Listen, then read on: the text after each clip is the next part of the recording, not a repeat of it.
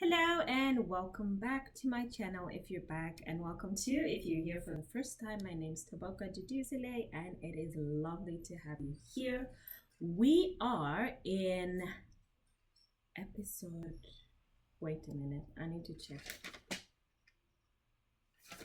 Episode 7. I need to check because I want to get this right. Hold on. Episode 8. We're in episode 8. Sorry, my bad, not 7. 7 was last week. Episode 8 and chapter 10. So we have gone from chapter 3 to chapter 10. It is lovely to have you here. Enough of the intros. Okay, before I get into this, it's lovely to have you here. We are doing a Bible series in Exodus. Not the whole of Exodus, just the part about the plagues. So we started from Exodus 3, where we got an introduction about Moses, who Moses is, what he's all about, and now we are at 10. Then we started the plagues, and now we are at 10. All right, and in chapter 10 we have the plagues of locusts. So basically,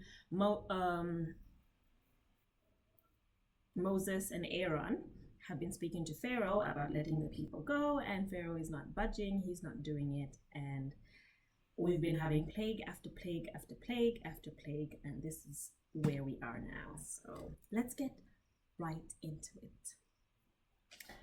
All right, so the Lord said to Moses, "Go to Pharaoh, for I have hardened his heart and the hearts of his officials, so that I may perform these signs of mine among them, that you may tell your children and grandchildren how I dealt harshly with the Egyptians and how I performed my signs." So I keep saying, and we keep seeing, that God is not doing this all for nothing, so that you may tell your children and their grandchildren. So it must be the 7th time God is saying, so that you may know, or so that he's explaining why all of this is happening. So before you start asking, why are there so many plagues? What is going on? God has said it in the plagues, so that you may know, so that you may do this. So here, I may perform these signs of mine among them, that you may tell your children and grandchildren how I dealt harshly with the Egyptians and how I performed my signs among them, and that you may know that I am Lord. So basically, I keep saying basically, these people are not believing that this is God. They had lots of gods. If you know your history, Egyptian gods, there's lots of them at this time. So they have these idols that they're worshiping, and these false gods that they're worshiping, basically. So God is trying to show them, I am the one true and only God. There are not 510,000 gods in the world that you can just create and come up with. There's only one true God. No matter what we've been told, no matter what we believe, there is only one true God, and he is here trying to let these people know who he is. Isn't he loving? He's not just hiding in the back there. He wants you to know who he is, and that's what he wants these people to know as well. How long will you refuse? This is what the Lord, the God of the Hebrews, said. So then they're talking to Pharaoh. How long will you refuse to humble yourself before me? Let my people go so that they may worship me. So they're speaking like directly, as if it's God speaking to them, speaking to Pharaoh. If you refuse to let them go, I will bring locusts into your country tomorrow.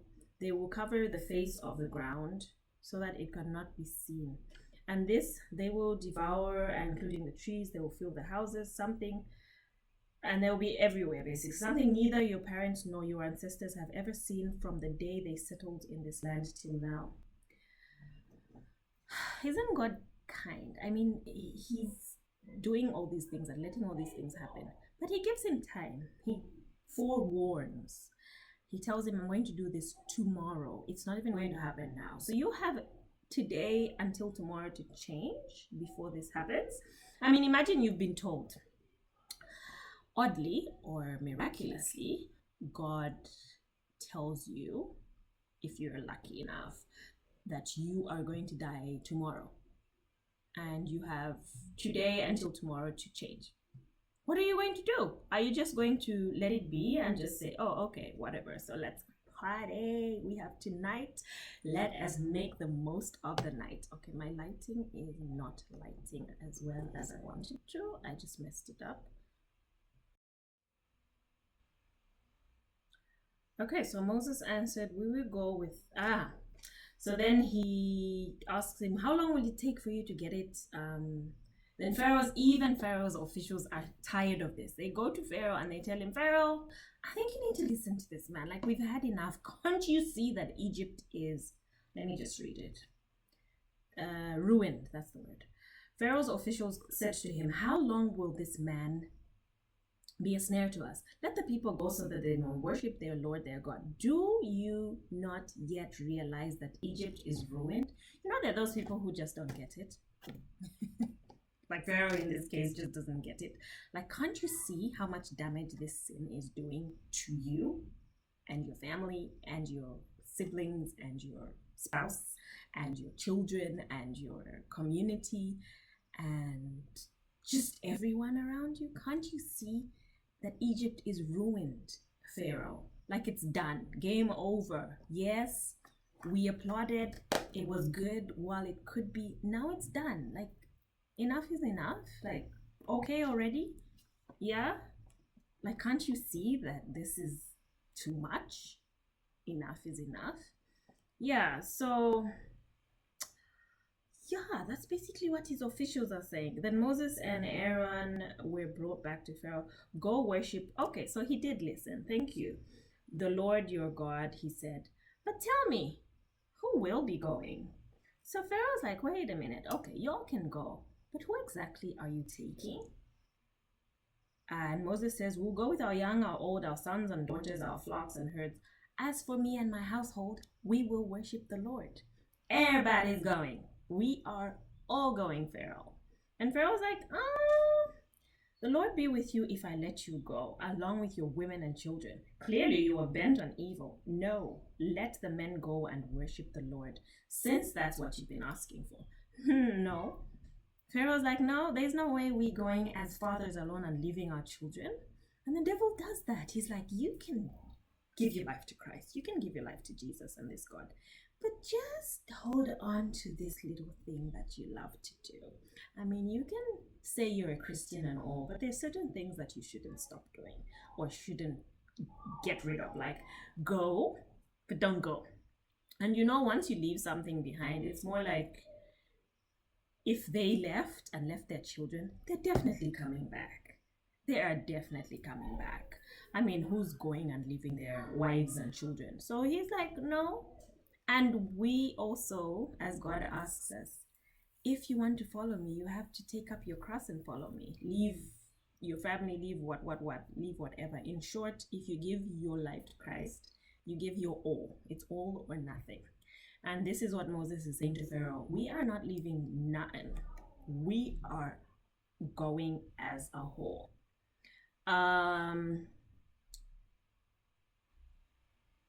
Where was I? And then he said no and whatnot. And then he said, we're going to send the locusts are going to come and they're going to fill the earth, the land.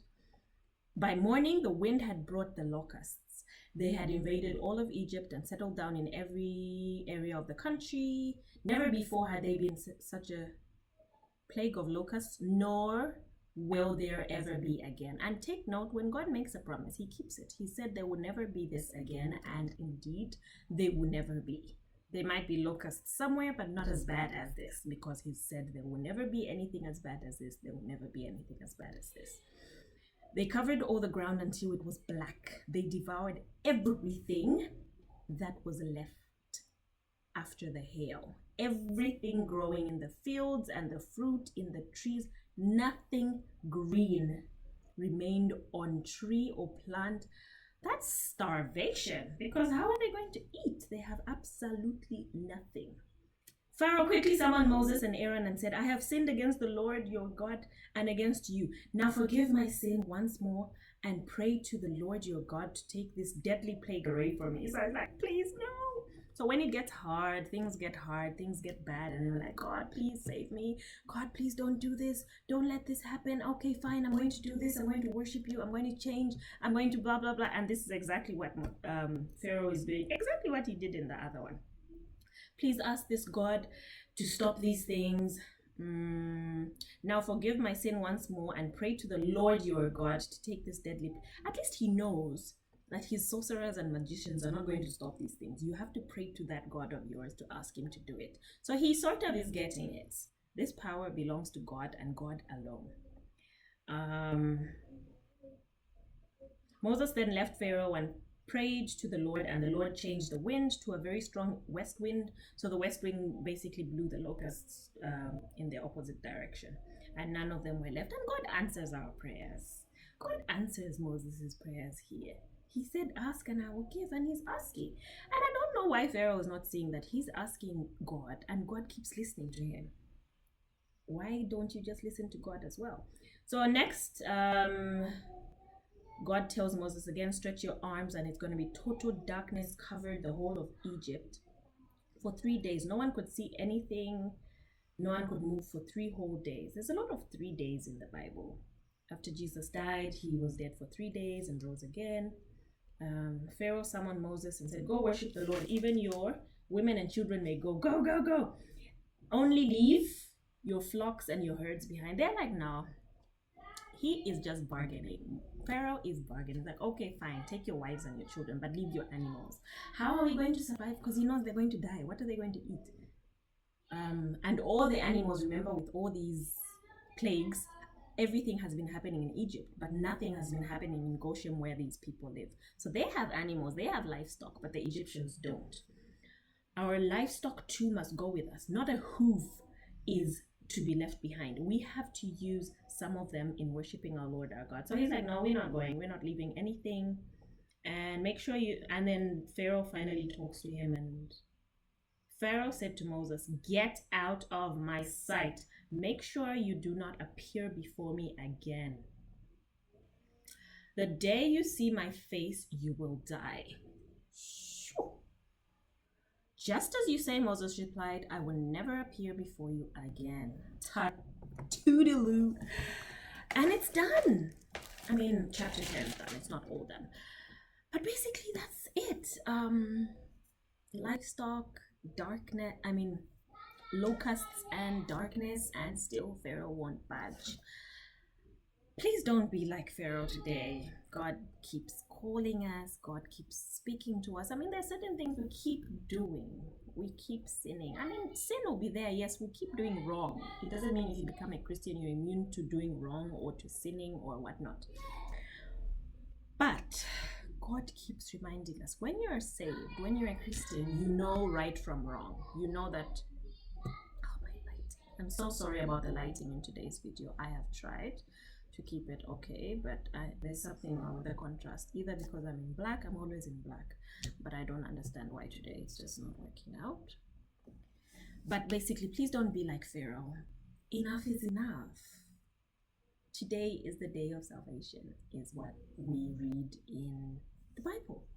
Tomorrow is not given. We do not have tomorrow. We might not have tomorrow. We might not wake up tomorrow. So today is the day to come to God and say, God, please forgive me my sins and make me a child of God so I can spend eternity with you. So hopefully you take that as a sign and come to the conclusion that enough is enough, and you are going to get into the camp of God, whichever place you are in. If there's someone you can speak to who can talk to you more about God, please do that. Ask them about it. Get to know him. Get into the relationship with him. And even on your own right now, in your bedroom, in wherever you are, in your office, listening with your earbuds, wherever you are, close your eyes, say a prayer. Don't close your eyes if you don't want to. Jesus, please take control of my life. I'm tired of living like this. I'm tired of being the boss of my life. I want you to take control of my life. I want you to reign. I want you to be in charge of my life. He will do it. And he'll be so happy to welcome you. And the angels, they're going to have a whole party for you in heaven. So I hope you do take this as a sign, as a reminder if it's something you forgot, and give your life to Christ. And I will see you in the next video. This video has been so long, so see you next time, God willing. God is the one who knows if I will see you next time. So if he wills, I will see you next time. Ta-da!